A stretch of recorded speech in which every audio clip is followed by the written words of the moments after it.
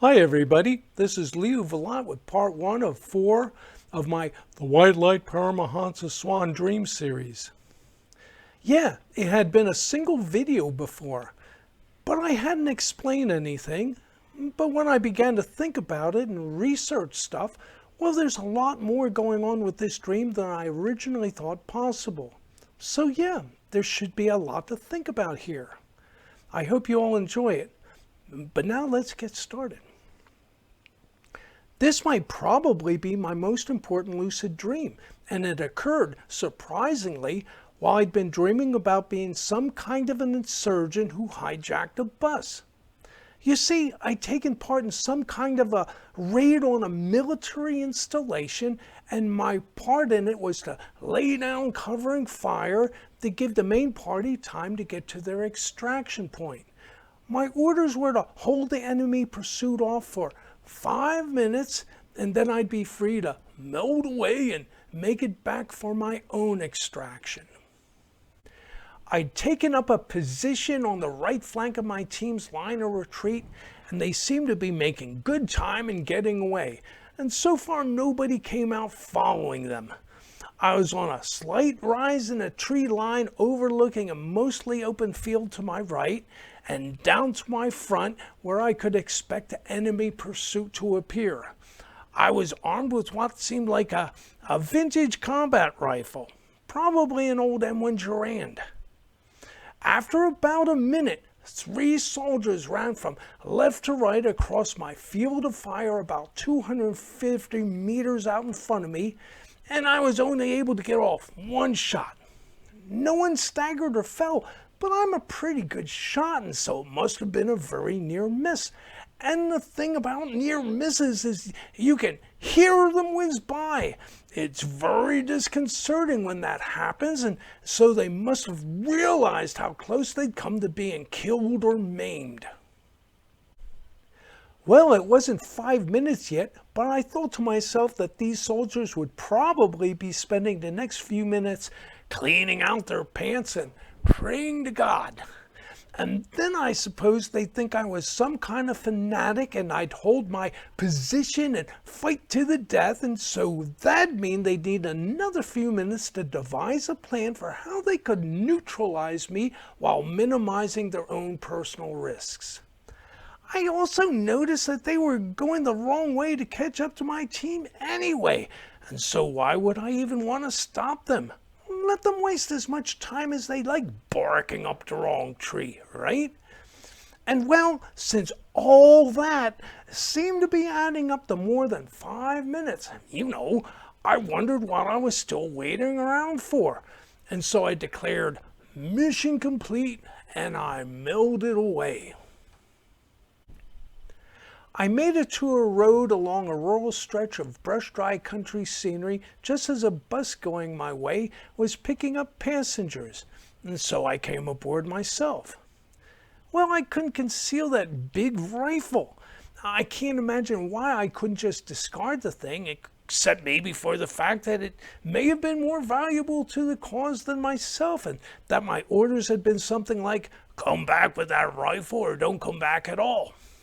So, once on the bus, I felt it necessary to declare myself a hijacker because, well, as glib as I can be in my dreams, I couldn't think of any other reason for carrying around a combat rifle that was still smoking from just having been fired.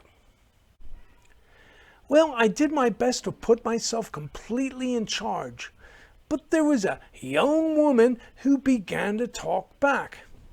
No, I can't remember her exact words, but the general drift of it was that, well, my actions were in contradiction to my purpose, that me and my partisans were supposed to be fighting for the people, but instead there I was, waving a gun in their faces, and so she was wondering if I knew what the hell I was doing.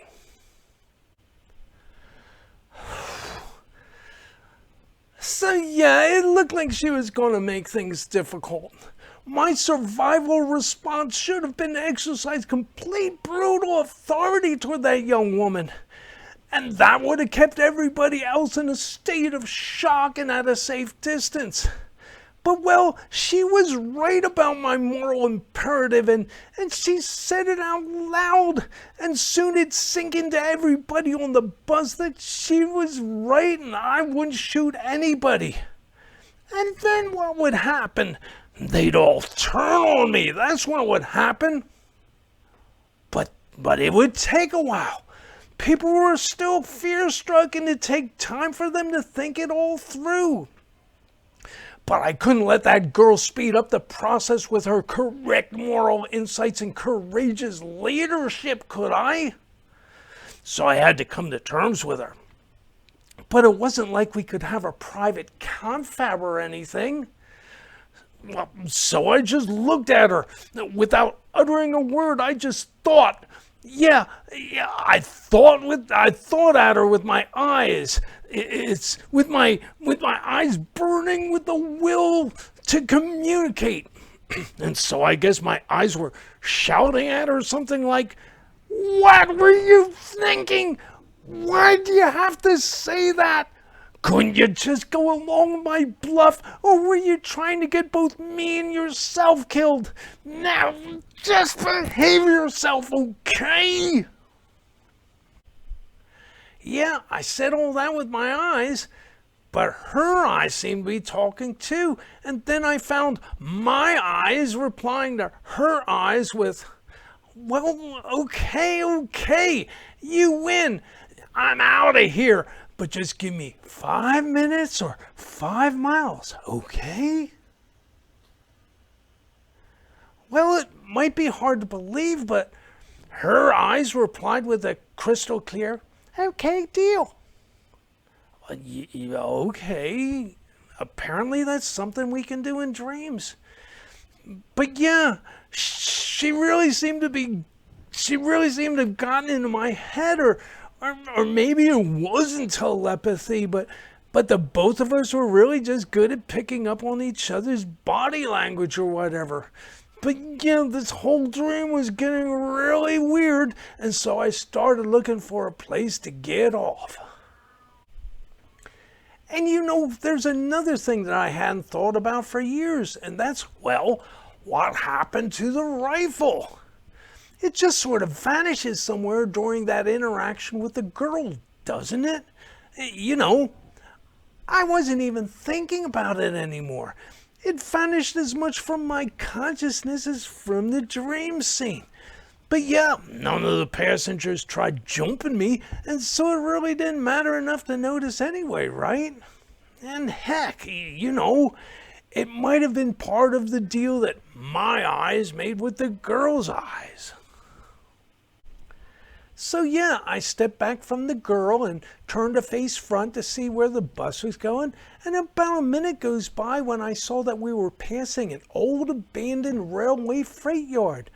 And I remembered that the tracks would lead towards my own extraction point, and so I went forward and, like an ordinary passenger, said to the driver, "Hey, please pull over and let me out." Well, as I was going down the stairs getting ready to get off the bus, I looked back and told the people, "Sorry for the inconvenience. And oh, by the way, it'd probably be best if you all pretended this never happened. No harm, no foul, right?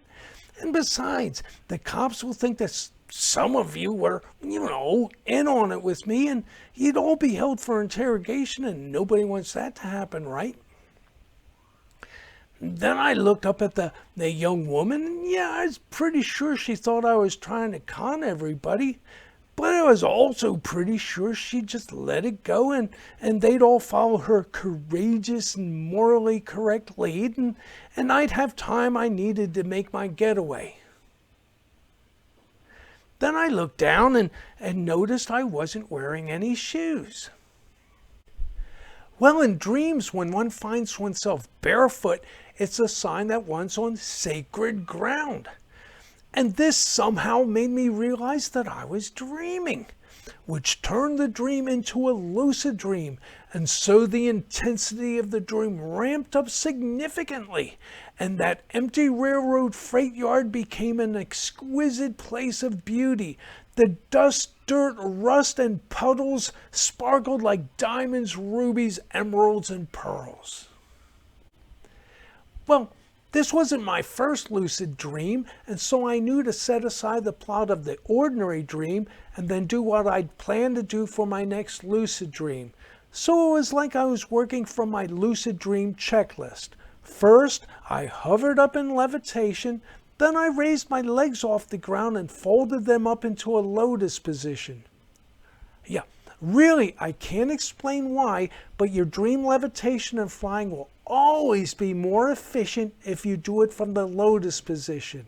You see, the trick with dream flying is to think of yourself as being on a flying carpet, but without the carpet. But yeah, I leveled off about 10 feet above the ground and started intoning ohms and began to meditate on my kundalini right here. Yeah, and here's another thing. A dream guru once told me that even a few minutes of dream kundalini meditation is worth thousands of hours of waking meditation. And so it made sense for me to try to do it in a dream, right?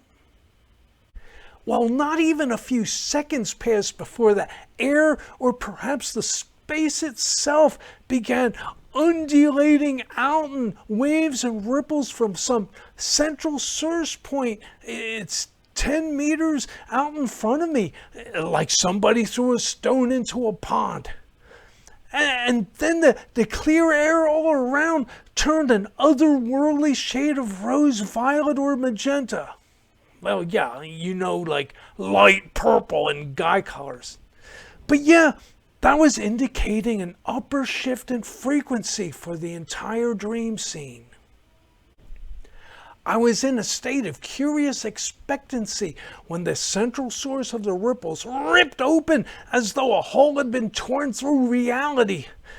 Instantly, the jagged tear formed into a perfectly round circle, like a portal between dimensions, and opening about 1.5 feet in diameter, and out of it poured a pure white light.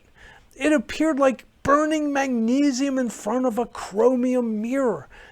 It all looked very waking consciousness real. I had lucid dreams before, but nothing ever or since is visually as intense as this. The substance of the white light quickly took up a form, a Paramahamsa Swan in profile. No, not a living bird or even a realistic representation of one, but a very ornate, statuesque, idealized version of a swan, filling out the circle with its form, like a big coin. And it was amazingly beautiful, and despite the high intensity of the white light, I could still discern the textures of the shapes and all the fine details. As they say about spiritual light, it can be very intense without hurting your eyes. But after only a few seconds, the swan of light shot across the distance and penetrated into my forehead. Yes, inexplicably going from very large to being very small. And then a new swan formed up to replace it, and likewise it shot across into my forehead, and again and again and again, each time forming up more quickly, and each time the ornate and elaborate Paramahamsa Swan became simpler and simpler, more streamlined and plainer. Finally, they were coming pulsing into my forehead at a rate of 4 to 8 times per second. The birds had simplified down to mere V's, like in the way little kids draw flying birds in their crayon drawings.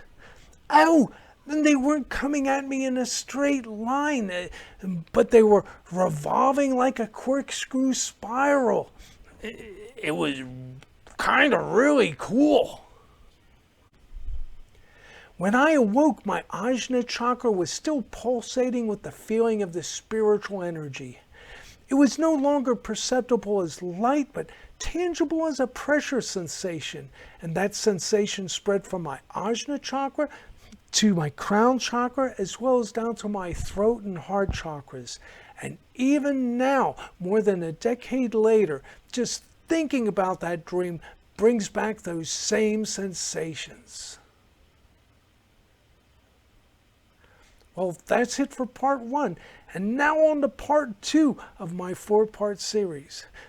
Well, and that's where we'll begin discussing what all this means.